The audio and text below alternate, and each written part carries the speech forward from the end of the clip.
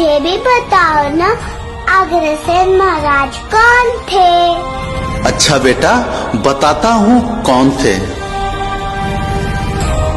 इस कथा की शुरुआत होती है त्रेता युग से, जब श्री रामचंद्र जी के पुत्र कुश की 34वीं पीढ़ी के महाराजा वल्लभ सेन जी के घर बालक अग्रसेन का जन्म होता है।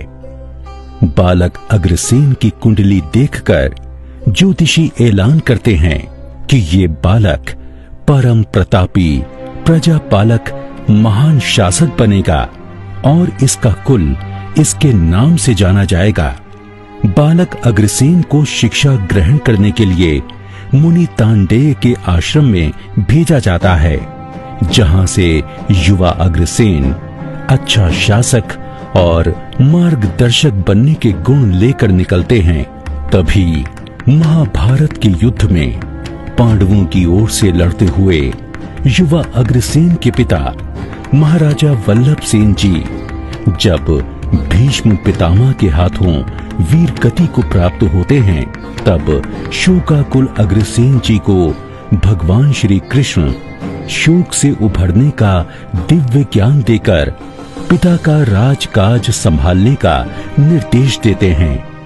युवा अग्रसेन श्री कृष्ण जी के दिव्य ज्ञान को अपनाते हुए क्षत्रिय धर्म का पालन कर अपने राज्य का भार संभालते हैं। उस समय क्षत्रिय धर्म में आहुति के रूप में पशुओं का बलिदान दिया जाता था, जिसे महाराजा अग्रसेन पसंद नहीं करते थे। इसी कारण उन्होंने क्षत्रिय धर्म त्याग कर वैश्य धर्म स्वीकार किया और कुल देवी लक्ष्मी जी के मतानुसार उन्होंने अग्रवाल समाज की उत्पत्ति की और इसी वजह से उन्हें अग्रवाल समाज के जन्मदाता देव का दर्जा मिला। अग्रवंश के गोत देश में जिंदल बिंदल सिंगल है, गोयल धारण मंगल मधुकुल बंसल कंसल उच्छल है। गर्ग है कोई कोई नागल, गोयन ऐरण तिंगल है। शेष बचे हैं 3 नाम जो तायल में तल भंदल है। सभी एकता के संबल हैं। धार्मिक मान्यता के अनुसार युवावस्था में महाराजा अग्रसेन को राजा नागराज कुमुद की कन्या राजकुमारी माधवी के स्वयंवर में शामिल होने का न्योता मिला। उस स्वयंवर में दूर दूर से अनेक राजा और राजकुमार आए थे। यहाँ तक कि राजा इंद्र भी राजकुमारी के सौंदर्य से वशीभूत होकर वहां पधारे थे। स्वयंवर में राजकुमारी माधवी ने राजकुमार अग्रसेन के गले में जयमाला डाल दी। ये 2 संप्रदायों, जातियों और संस्कृतियों का मेल था। जहां अग्रसेन सूर्यवंशी तो वहीं माधवी नागवंश की कन्या थीं। इस विवाह से इंद्र जलन और गुस्से में आपे से बाहर हो गए और उन्होंने प्रताप नगर में वर्षा होना रोक दिया, जिससे चारों ओर त्राही त्राही मच गई। लोग अकाल मृत्यु का ग्रास बनने लगे। तब महाराजा अग्रसेन ने इंद्र के विरुद्ध युद्ध छेड़ दिया। अग्रसेन धर्म युद्ध लड़ रहे थे तो उनका पलड़ा भारी था, जिसे देख देवताओं ने नारद ऋषि को मध्यस्थ बनाकर दोनों के बीच सुलह करवा दी। कुछ समय के बाद महाराजा अग्रसेन ने अपने प्रजाजनों की खुशहाली के लिए काशी नगरी जाकर शिव जी की घोर तपस्या की, जिससे भगवान शिव ने प्रसन्न होकर उन्हें मां लक्ष्मी की तपस्या करने की सलाह दी।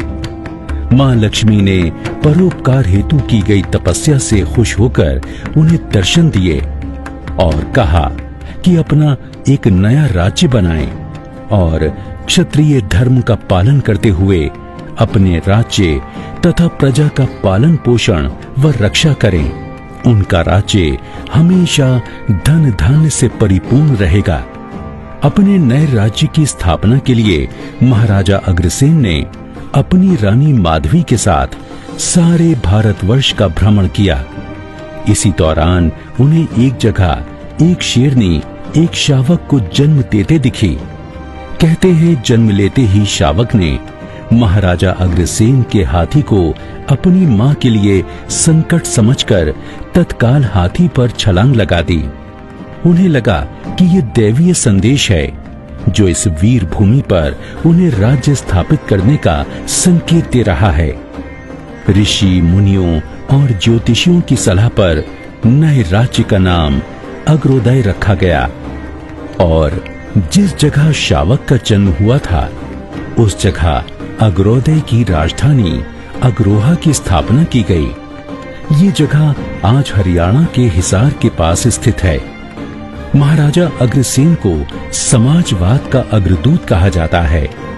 अपने क्षेत्र में सच्चे समाजवाद की स्थापना हेतु उन्होंने नियम बनाया कि उनके नगर में बाहर से आकर बसने वाले प्रत्येक परिवार की सहायता के लिए नगर का प्रत्येक परिवार उसे एक तत्कालीन प्रचलन का सिक्का व एक ईंट देगा, जिससे आसानी से नवागंतुक परिवार स्वयं के लिए निवास स्थान और व्यापार का प्रबंध कर सके। महाराजा अग्रसेन ने तंत्रीय शासन प्रणाली के प्रतिकार में एक नई व्यवस्था को जन्म दिया। उन्होंने पुनः प्रतिष्ठा का बीड़ा उठाया। इस तरह महाराजा अग्रसेन के राज्यकाल में अग्रोदय दिन दूनी रात चौगुनी तरक्की करने लगा। कहते हैं कि इसकी चरम समृद्धि के समय वहां लाखों व्यापारी रहा करते थे। माता लक्ष्मी की कृपा से महाराजा अग्रसेन ने अपने राज्य को 18 गणराज्यों में विभाजित कर एक विशाल राज्य का निर्माण किया था, जो इनके नाम पर अग्रोदय कहलाया। महर्षि गर्ग ने महाराजा अग्रसेन को 18 गणाधिपतियों के साथ 18 यज्ञ करने का संकल्प करवाया। यज्ञों में बैठे इन 18 गणाधिपतियों के नाम पर ही अग्रवंश के 17.5 गोत्रों की स्थापना हुई। उस समय यज्ञों में पशु बलि अनिवार्य रूप से दी जाती थी। प्रथम यज्ञ के पुरोहित स्वयं गर्ग ऋषि बने। सबसे बड़े राजकुमार विभु को दीक्षित कर उन्हें गर्ग गोत्र से मंत्रित किया गया। इसी प्रकार दूसरा यज्ञ गोभिल ऋषि ने करवाया और द्वितीय गणाधिपति को गोयल गोत्र दिया।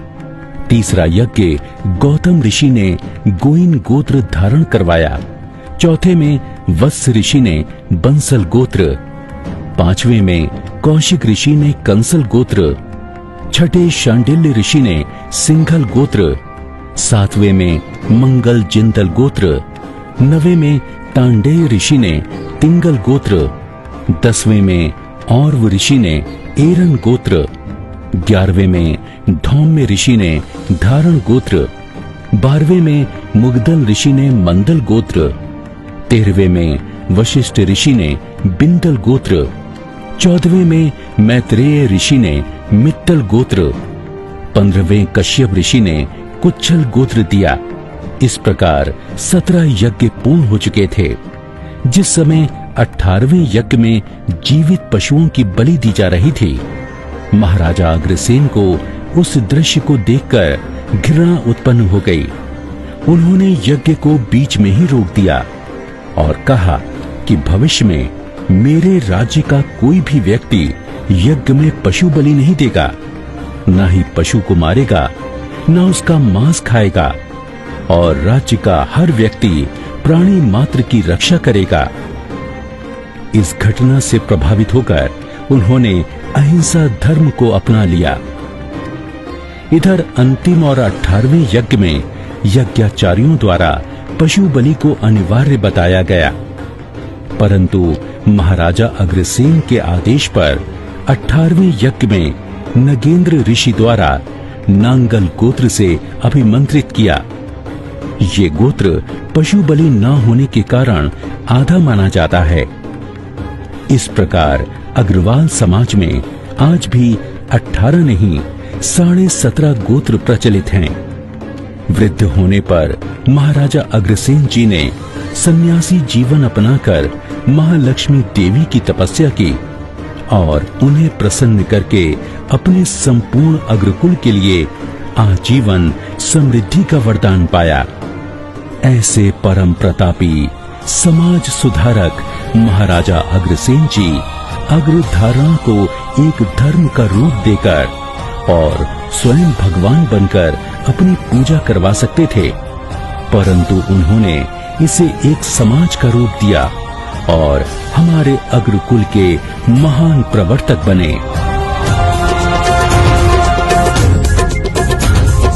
अग्रसेन के वंशज हैं हम, आगे बढ़ते जाएंगे। अग्रसेन के वंशज हैं हम, आगे बढ़ते जाएंगे। अग्रवंश की सेवा में हम मिलकर हाथ बढ़ाएंगे। अग्रवंश की सेवा में हम मिलकर हाथ बढ़ाएंगे। जय जय अग्रसेन महाराज, जय जय अग्रवाल समाज, जय जय अग्रसेन महाराज, जय जय अग्रवाल समाज। अग्रसेन के वंशज हैं हम, आगे बढ़ते जाएंगे। अग्रसेन के वंशज हैं हम, आगे बढ़ते जाएंगे। अग्रवंश की सेवा में हम मिलकर हाथ बढ़ाएंगे। अग्रवंश की सेवा में हम मिलकर हाथ बढ़ाएंगे। जय जय अग्रसेन महाराज, जय जय अग्रवाल समाज, जय जय अग्रसेन महाराज, जय जय अग्रवाल समाज।